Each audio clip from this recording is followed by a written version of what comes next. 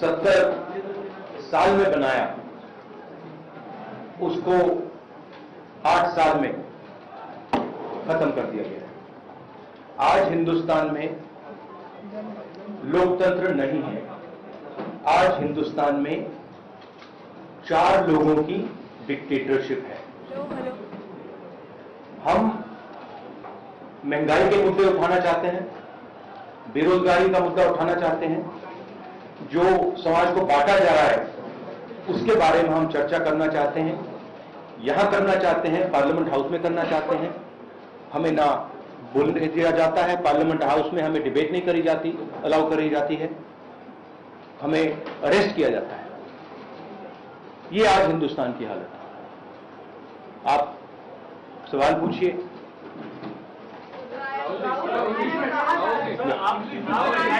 In English. Look, what we are witnessing is the death of democracy. That's what India is witnessing. What India has built, brick by brick, starting almost a century ago, is basically being destroyed in front of your eyes. All of you know it, the whole of India knows it. Anybody who stands against this idea of the onset of dictatorship, doesn't matter who he is, where he comes from, which state, which religion, male, female, he is viciously attacked, put in jail, arrested, beaten up. One thing, the idea is that people's issues, whether they are price rise, unemployment, violence in society, people's issues must not be raised. That is the sole agenda of the government, and the government is being run to protect the interest of 4 or 5 people, and the government, this dictatorship is being run in the interest of 2 or 3 small business, big business people by 2 people. एक minute अरे सिद्धार्थ एक minute, Ashok जी कुछ बोलेंगे।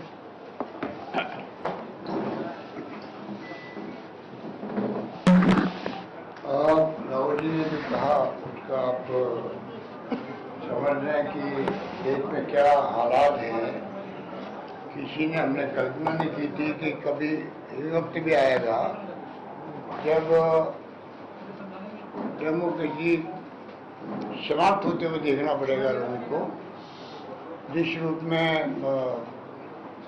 दर्जा उड़ रही है संविधान की, कोई कल्पना नहीं कर सकता।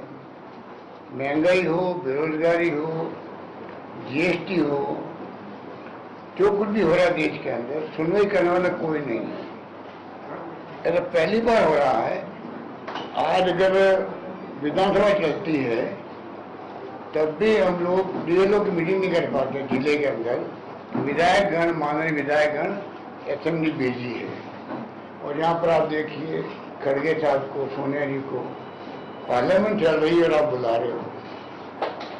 इसलिए मैंने उसमें कहा था कि ईडी का आतंक है देश का, आतंक है। ED, income tax, CBI, Rahul ji के नेतृत्व में हम लोग गए थे वहाँ सीबीआई के दफ्तर के बाहर रात को 2 बजे 2:30 बजे। आज तक सुना था कि सीबीआई छापे डालती पुलिस पर, पहली बार पुलिस छापा डाल रही थी सीबीआई पर। तो देश में जो कुछ हो रहा है वो खतरनाक खेल हो रहा है, डेमोक्रेसी खत्म हो रही है। अब समय आ गया है कि जनता को भी आगे आना पड़ेगा। आंदोलन कांग्रेस कर रही, विपक्षी पार्टियां कर रही है। जहाँ जिनको सूट करे वो साथ दे, वरना खुद के जो सामाजिक संगठन है, एनजीओ है, एक्टिविस्ट है, उनको भी कोई भी तरीके से सरकार के खिलाफ खड़ा होना पड़ेगा। मैं निवेदन करना चाहता हूँ। आज जो ये आह्वान किया गया पूरे देश भर के अंदर, लोगों को महसूस हो रहा है कि कितनी भारी महंगाई है, बेरोजगारी से हाहाकार मचा हुआ है युवाओं के अंदर। जीएसटी का जो नए कारनामे हो रहे हैं रोज के रोज, वो आप देख रहे हो। तो समय आ गया कि मीडिया को भी हिम्मत दिखानी पड़ेगी। जब जनता आगे आ रही है, मीडिया हिम्मत नहीं दिखा सकती। जनता आगे आ रही है, उसी प्रकार से मीडिया के मालिकों के ऊपर जो दबाव है, इनकम टैक्स का, ईडी का, सीबीआई का, उसको भी छोड़ना पड़ेगा। नेशनल हेराल्ड भी अखबार है वो। जब अगर एक न्यूज़पेपर पे हमला हो सकता है तो कभी किसी पे भी हो सकता है, दिमाग में रखिए बात को। आज मीडिया के सामने बहुत बड़ा चुनौती है कि वो बोल नहीं पा रहा है, बोलना चाहिए उसको। राहुल ठीक कह रहे हैं, हिम्मत नहीं दिखा पा रहा है, हिम्मत अब नहीं दिखाएंगे तो एक बात मैं कह के अपनी बात समाप्त कर देता हूँ। जो आपके मेरी बातें कहने मेरे पास बहुत सारी, पर राहुल जी आज बैठे हैं तो मैं खाली एक बात आपको कह के अपनी बात समाप्त करना चाहता हूँ। जो मार्टिन लिनोमन ने कहा था, जब जर्मनी में हिटलर की तानाशाही हुई थी और विपक्षी बुद्धिजीवी, सामाजिक कार्यकर्ता, पत्रकार, अल्पसंख्यक को निशाने पर लेने लगे, वहां की जनता चुप रही, सोचती रही राजनीतिक लड़ाई। Headline presented by Patanjali Kesh Kanti Advance, Herbal Hair Expert Oil, scientific and effective solution.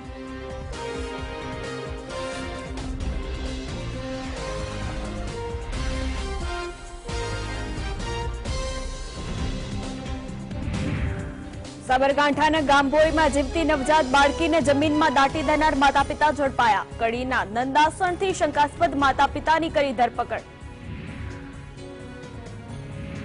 મોંઘવારી મુદ્દે કોંગ્રેસનો કેન્દ્ર સરકારને ઘેરવાનો પ્રયાસ. કોંગ્રેસના આગેવાનો કરશે રાષ્ટ્રપતિ ભવન તરફ કૂચ.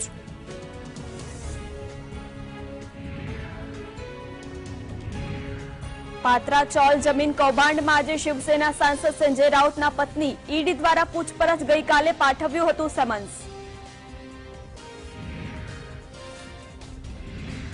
પશ્ચિમ બંગાળના સીએમ મમતા બેનર્જી આજે દિલ્હીમાં પીએમ નરેન્દ્ર મોદી અને રાષ્ટ્રપતિ સાથે કરશે મુલાકાત.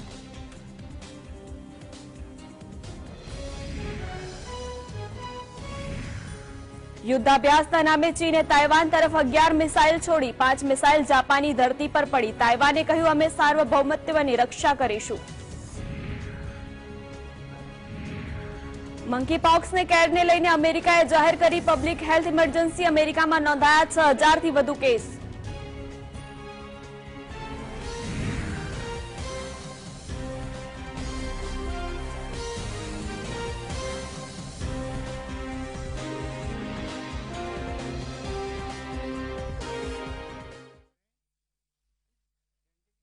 करने की पूरी ताकत आप में रहेगी और यह कि आजादी की खातिर आप अपनी जान को कुर्बान करने देने के लिए तैयार रहेंगे। जिस झंडे के नीचे आज हम खड़े हैं, जिसको आपने अभी सलामी दी है, वह किसी एक जमात का नहीं है, ये किसी देश का झंडा है। अब तक अगर आपने किसी खास जमात के लिए मुल्क को नुकसान पहुंचाते हुए काम किया है तो आप गलती पर थे। वे सभी लोग जो आज इस झंडे के नीचे खड़े हैं हिंदुस्तानी है, न हिंदू है न मुसलमान है, बल्कि हिंदुस्तानी है। जिन स्वयंसेवकों ने आज इस झंडे को सलामी दी है उन्हें इसकी इज्जत रखने के लिए अपनी जान तक देने के लिए तैयार रहना होगा। एक बात फिर याद रखिए कि जबकि ये झंडा फहराया जा चुका है, ये तब तक नहीं झुकने पाए जब तक कि एक भी हिंदुस्तानी मर्द, औरत या बच्चा हिंदुस्तान में रहता है। आप बताइए, 29 के अंदर पंडित नेहरू ने पहली बार झंडा फहराया था। अमृत महोत्सव मना रहे हैं, पिछले साल में कभी झंडे की बात की इन लोगों ने? उपलब्धि पिछले साल में किसकी कोई बात हो रही है उसकी? आप क्या चाहते हैं, देश को किस दिशा में ले जाना चाहते हो, धीरे धीरे देश समझ रहा है। इसलिए मैं कहना चाहूंगा जो समस्या हमारे सामने चुनौती भरी है, हम सबको आगे आना पड़ेगा। मेरा निवेदन यही है। धन्यवाद।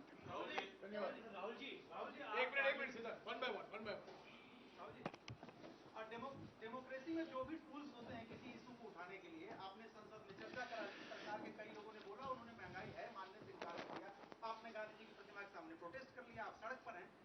क्या वजह आपको लगती है कि सरकार प्रेशराइज नहीं हुई, सरकार के ऊपर दबाव नहीं बन रहा है? क्या इसलिए कि वो चुनाव जीत जाते हैं? क्या इसलिए कि जनमत उनके साथ है? क्यों प्रेशर नहीं पड़ रहा है? करेक्टिव मेजर्स क्यों नहीं ले रही गवर्नमेंट? जैसे मैंने पहले कहा, जो ऑपोजिशन डेमोक्रेसी में, लोकतंत्र में लड़ती है, वो इंस्टीट्यूशंस के बल पे लड़ती है।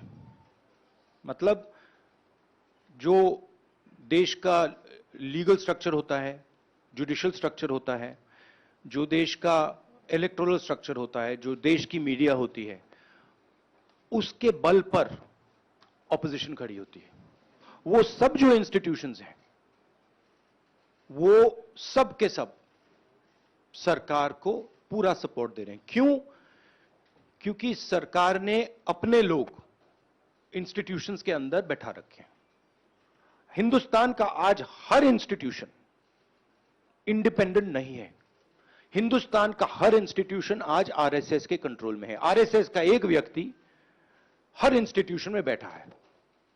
तो हम एक राजनीतिक पार्टी से नहीं लड़ रहे हैं,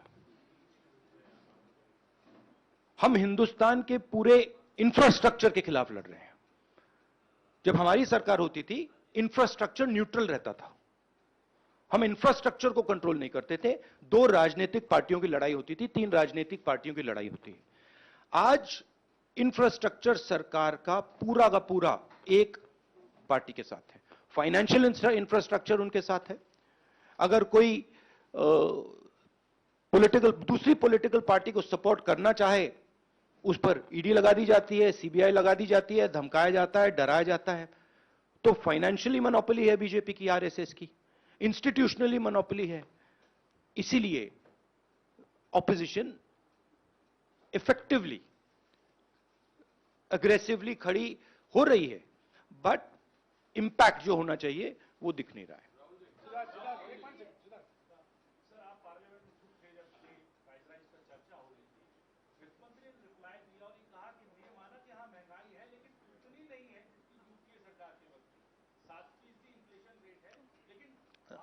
This is just complete nonsense. आज सबसे ज्यादा अनएम्प्लॉयमेंट हिंदुस्तान में, महंगाई बढ़ती जा रही है, गैस सिलेंडर की प्राइसेस बढ़ती जा रही हैं।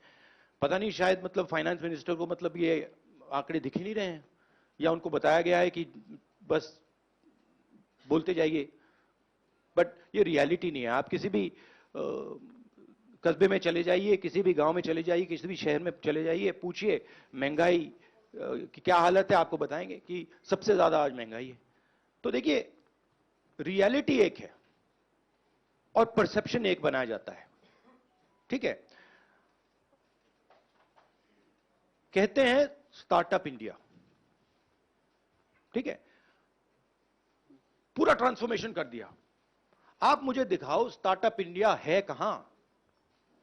स्टार्टअप इंडिया लोगों को फायर कर रहा है, निकाल रही है स्टार्टअप्स, लोगों को सड़क पे फेंक रही हैं। कोविड में हिंदुस्तान में कोई नहीं मरा। हेल्थ मिनिस्टर आपको कहेंगे कि हिंदुस्तान का परफॉर्मेंस दुनिया के सब देशों से बेहतर था। यूएन आपको कह रहा है कि 5 million people have died. Hindustan की सरकार कह रही है नहीं हुआ, वो झूठ बोल रहे हैं। गुजरात में आप जाएंगे, वहां पे मतलब लाशों के ढेर लग गए थे। गंगा में आपने देखा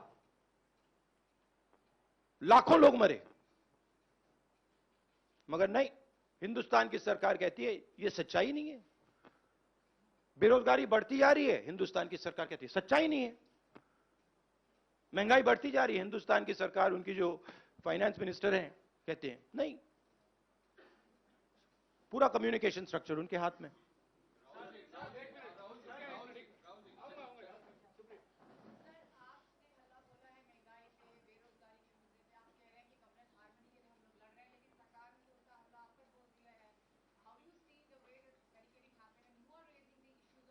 I understand one thing very clearly.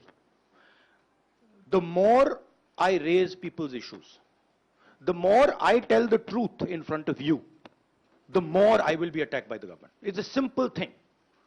जितना मैं सच्चाई बोलूंगा, उतना मेरे ऊपर आक्रमण होगा। मेरी प्रॉब्लम यह है कि मैं सच्चाई बोलता हूं, मैं डरता नहीं हूं। तो मैं अपना काम करूंगा, लोकतंत्र के लिए खड़े होने का काम करूंगा, महंगाई का मुद्दा उठाने का काम करूंगा, बेरोजगारी का मुद्दा उठाने का काम करूंगा, और मेरे ऊपर और आक्रमण होंगे। यह सच्चाई है।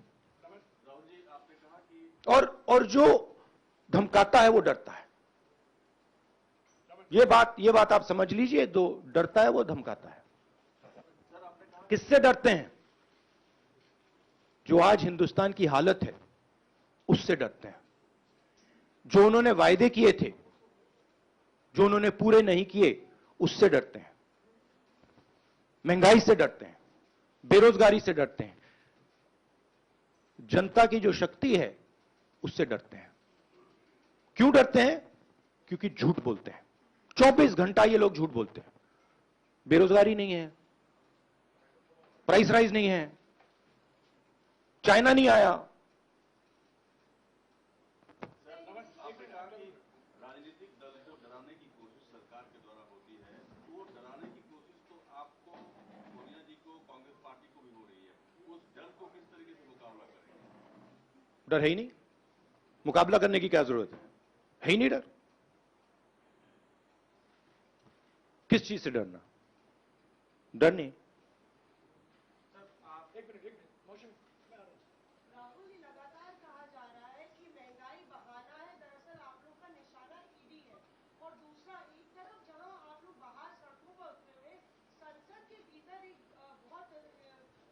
तस्वीर देखी गई जहां पर, जिसकी शिकायत भी आपने स्पीकर से की, सोनिया गांधी के साथ स्मृति ईरानी जिस तरह से पेश आई, उसको लेकर आपने शिकायत की, तो उस पर आपकी क्या टिप्पणी है? क्या ये भी देखिए, एक बात मैं आपसे कहना चाहता हूं, मैंने पहले भी कह दिया।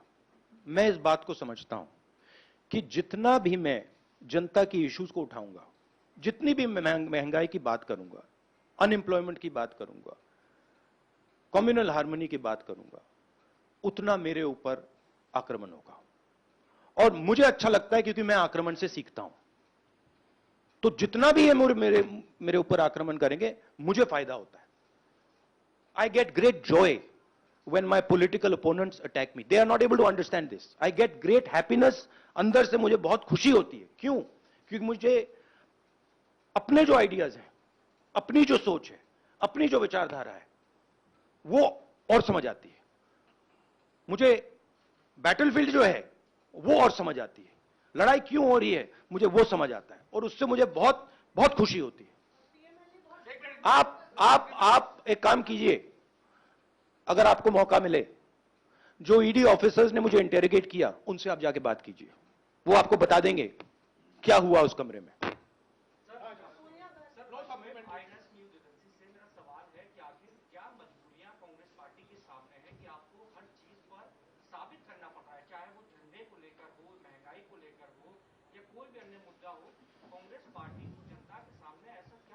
कांग्रेस पार्टी को नहीं, हिंदुस्तान में कोई भी व्यक्ति, किसी भी पार्टी का, non political, political, film star, कोई भी अगर सरकार के खिलाफ कुछ बोलता है, उस पे हिंदुस्तान के सारे इंस्टीट्यूशन का वजन पड़ जाता है। यह कांग्रेस पार्टी की बात नहीं है। मैंने जो यहां शुरुआत की, और देश को शायद यह समझ नहीं आ रही है और आएगी बात, लोकतंत्र आज हिंदुस्तान में नहीं है, खत्म हो गया है। Democracy is now a memory in India, it is nothing more, and there are consequences to this. You will see there are going to be devastating consequences to this, because the people of India are not just going to keep quiet. Rahul ji, Mausami ने जो सवाल पूछा था, पहला सवाल वही का दोहराना चाहता हूँ। आपके political opponents mainly multiple BJP leaders का नहीं, उसका जवाब नहीं आया था सर। किसका नहीं जवाब है? मल्टीपल बीजेपी लीडर्स का आरोप है कि महंगाई सिर्फ बहाना है, क्योंकि आपसे और मिसेस गांधी से ईडी क्वेश्चनिंग कर रही है, इसलिए आप लोग इतना बड़ा हुआ है। नहीं, question all you want, question all you want, right? There is absolutely nothing there, everybody knows it. So question all you want. My job is to resist the idea of the RSS. That's my job, and I'm going to do it. The more I do it, the more I will be attacked, the harder I will be attacked. I'm happy, attack me.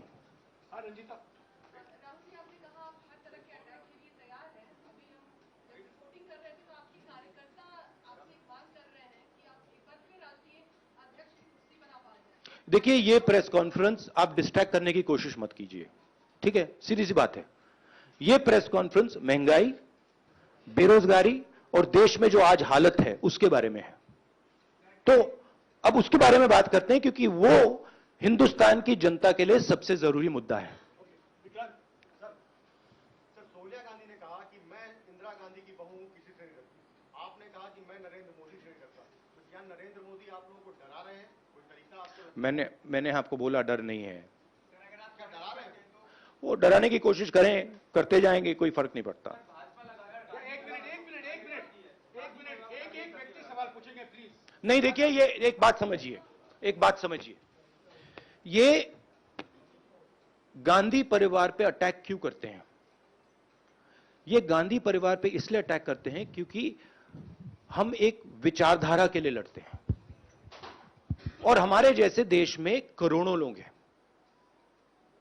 हम लोकतंत्र के लिए लड़ते हैं, हम communal harmony के लिए लड़ते हैं, और सालों से लड़ रहे हैं। ये सिर्फ मैंने नहीं किया, सालों से हो रहा है। जान दी है मेरे परिवार ने। ये हमारी जिम्मेदारी है, रिस्पॉन्सिबिलिटी है, जो भी आप कहना चाहो, क्योंकि हम इन विचारधाराओं के लिए लड़ते हैं। जब हिंदुस्तान को बांटा जाता है, हिंदू मुसलमान को लड़ाया जाता है, हमें दर्द होता है। जब किसी को दलित कह के मारा जाता है, पीटा जाता है, हमें दर्द होता है। जब किसी महिला को पीटा जाता है, हमें दर्द होता है। इसीलिए हम लड़ते हैं। ये एक परिवार नहीं है, ये एक विचारधारा है। मैं गुजारिश करूंगा, एक एक करके सवाल पूछिए, सबको मौका दिया जाएगा। राहुल जी यहाँ बैठे हुए हैं, सबके सवाल देंगे, और इनके सामने कोई टेलीप्रॉम्प्टर भी नहीं है। हाँ, Samia.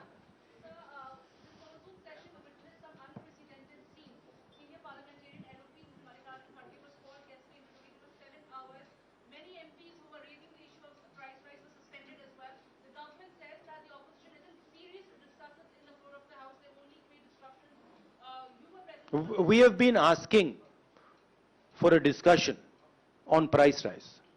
No discussion was allowed. Practically no discussion is allowed in parliament.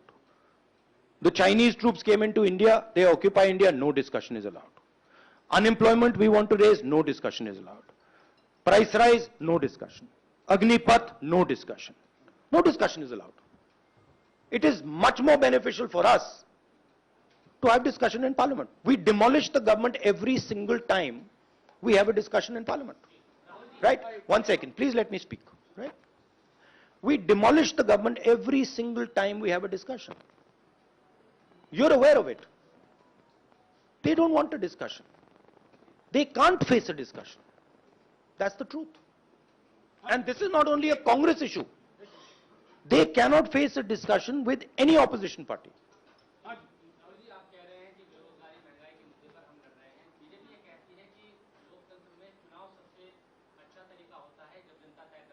हाँ, हिटलर भी चुनाव जीत के आया था। हाँ, हिटलर भी चुनाव जीत जाता था। हिटलर चुनाव कैसे जीतता था? हिटलर चुनाव ऐसे जीतता था कि जर्मनी के पूरे इंस्टीट्यूशंस उसके हाथ में थे। उसके पास एसए थी, पैरामिलिट्री फोर्स थी, उसके पास पूरा का पूरा ढांचा था। मुझे पूरा का पूरा ढांचा दे दो, फिर मैं दिखाऊंगा आपको कैसे इलेक्शन जीता जाता है। You see, please understand. What? Sir,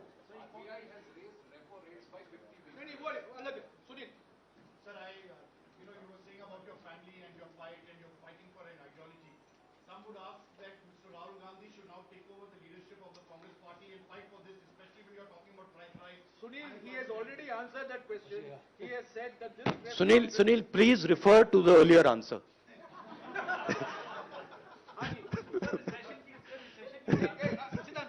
I will, please refer to that one, it is there. You can look at the video. You can look at the video nicely and it's all there.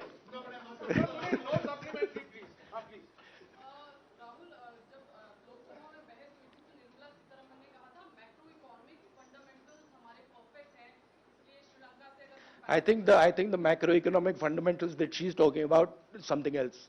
I don't think the finance minister has any understanding of what is going on in the economy of India. Zero understanding, right? She is there as a mouthpiece. She has absolutely no understanding.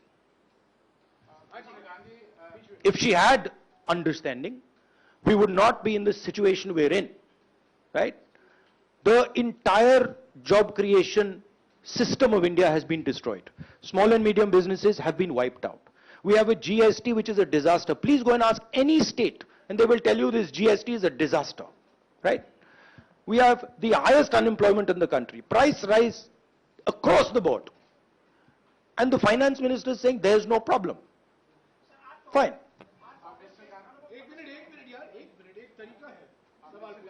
BJP alleges that Congress is using the tactics of shoot and scoop. आप उनको attack करते हैं, फिर आप चले जाते हैं parliament से बाहर और बीजेपी कहती है वो Congress is not participating in the discussion. Please refer to my earlier answer, which I had just given, about the importance of debate and how we are not allowed to debate in Parliament.